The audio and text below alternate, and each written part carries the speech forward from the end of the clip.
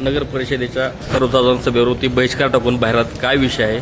धाराशिव नगरपालिकेची 4थी सर्वसाधारण सभा आहे आणि एक विशेष समिती आणि एक स्थायी समितीची असे जवळपास 1 महिन्याच्या आत 5 सभा झाली. पण एकाही सभेचं प्रोसिडिंग त्यांनी पूर्ण कंप्लीट केलेलं नाही किंवा ऑनलाईन पोर्टलवर 7 दिवसाच्या आत टाकणं बंधनकारक आहे. तरीसुद्धा यांना कुठलंही गांभीर्य नाही.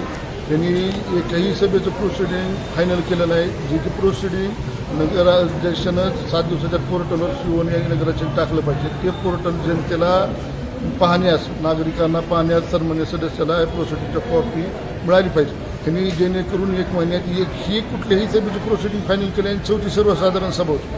आम्ही काल कलेक्टर साहेबांना निवेदन दिलं की ह्या चुकीच्या पद्धतीनं ही सर्वसाधारण सभा घेतात, ही सभा तहकूब केली पाहिजे.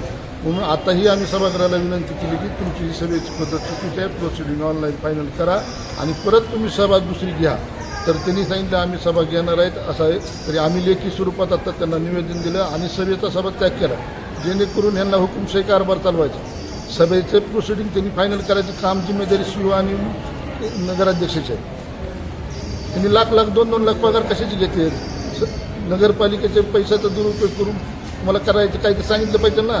तुम्ही जनतेला सांगायला लागले की आता आम्ही असं केलं आहे, तुम्ही ही केलं आहे. तुमचं ऑलरेडी प्रोसिडिंगच काय फायनल माहीत नाही. ह्याच्यात तर सगळ्यात मोठी गोष्ट आहे, सभेची मंजुरी झाली म्हणून परवा दिवशी दिव्य मराठीला बातमी आहे की नगरपालिका SI गोरेनं सरळ त्या ह्याच्यात सांगितलं की आम्ही 10 कोटी रुपयाचा शासनाचा प्रस्ताव स्वच्छतेचे पैसे आणि कचरा स्थलांतरित करण्यासाठी शासनाकडे पाठवला आहे. जी की प्रोसिडिंग फायनल नसताना तुम्ही कुठल्या आधारे प्रस्ताव पाठवला आहे? का जनतेची दिशाभूल करतात?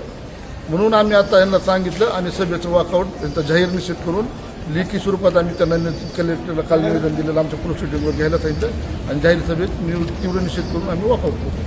शिवसेना उद्धव बाळासाहेब ठाकरे पक्षाची पुढे भूमिका काय असेल आता?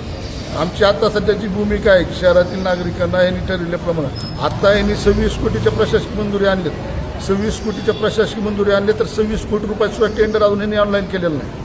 ते सांगते विकास कामाचा विषय. एकही रुपयाचं टेंडर आज ऑनलाईन झालेलं नाही. हातादेवी पंप पाऊस 8 दिवस झालं बंद होता, 8 दिवस पाण्यासाठी. तुरटीचा विषय आज सभागृहात आणलाय त्यांनी. तर तुरटी नव्हती म्हणून नगरपालिका पाणी पुरवठा 2 दिवस बंद होता. ते काम करण्याची पद्धत त्यांची फार चुकीची आहे. सभेचं प्रोसिडिंग ज्या त्यावेळेस 8व्या दिवशी ऑनलाईन पडलंच पाहिजे. आता पक्षाची भूमिका काय आपल्यावर? पक्षाची भूमिका आम्ही आता ह्यांना निषेध केला आहे. ह्याच्या अगोदर एकदा कलेक्टर सभासोबत बैठक घालून त्यांच्या कानावर सगळ्या गोष्टी सांगितल्यात. तिथून पुढे जी काय कायदेशीर लढाई असेल ते आमचे पक्ष ती आम्ही सुरू करून